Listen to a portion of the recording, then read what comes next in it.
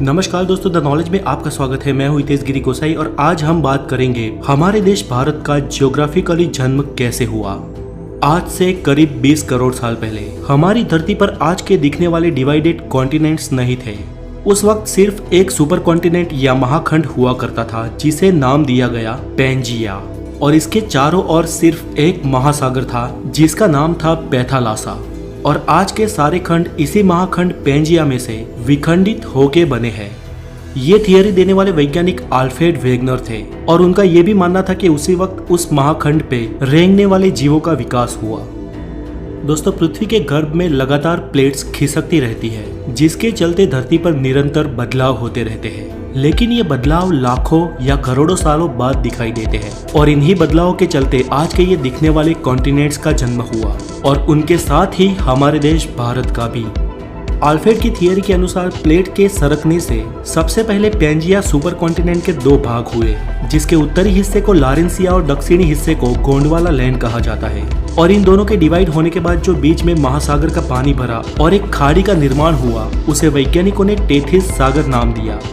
Pangaea में से अलग हुए उत्तरी महाद्वीप लारेंसिया में से आज के एशिया, यूरोप और उत्तर अमेरिका जैसे कॉन्टिनेंट्स बने, जबकि गोंडवाना लैंड में से दक्षिण अमेरिका, अफ्रीका, ऑस्ट्रेलिया और एंटार्क्टिका जैसे कॉन्टिनेंट्स बने। हमारा देश भारत भले ही आज भौगोलिक रूप से एशिया का भाग हो, लेकिन भारत का भूमि भाग उस वक्त वास्तव में गोंडवाना लैंड महाद्वीप का हिस्सा था और आज का अफ्रीका और भारत एक ही प्लेट पे टिके थे। धीरे धीरे अंदरूनी प्लेट्स के सरकने से ये प्लेट्स भी अलग होती गई और भारत की जियोग्राफिकल प्लेट अफ्रीका से अलग होकर धीरे धीरे एशिया की ओर बढ़ने लगी। वो आज के लद्दाख हिस्से की ओर लगातार बढ़ती रही और एक समय इस प्लेट का एशिया के लद्दाख वाले हिस्से पे टकराव हुआ। दोस्तों, भूगर्भ में जब दो प्लेट्स का टकराव होता है तो भारी प्लेट नीचे की ओर सरक जाती है और हल्की प्लेट ऊपर उठ जाती है। उस वक्त भी ऐसा ही हुआ और आज के हिमालय का निर्माण हुआ। ऐसा कोई कम समय में नहीं हुआ, ऐसा होने में करोड़ों साल लग गए और आज की इस भौगोलिक भूमि का निर्माण हुआ।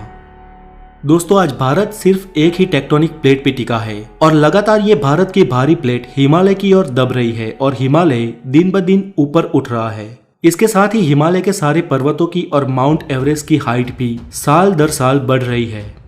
दोस्तों, इस थियरी को सिद्ध करने के लिए अल्फ्रेड ने यह भी कहा कि आज के दिखने वाले सारे कॉन्टिनेंट एक दूसरे में फिट होते हैं और आज अगर किसी तरह इन सबको एक किया जाए तो फिर से पैंजिया सुपर कॉन्टिनेंट का निर्माण हो सकता है। चले, ये तो एक संयोग भी हो सकता है, लेकिन अल्फ्रेड ने अलग अलग विस्तार में जाके उस महाखंडों की जीव सृष्टि का और प्राचीन खड़कों के अवशेषों का अवलोकन किया तो ये मालूम हुआ कि विविध अवशेष अलग अलग खंड में एक समान ही थे।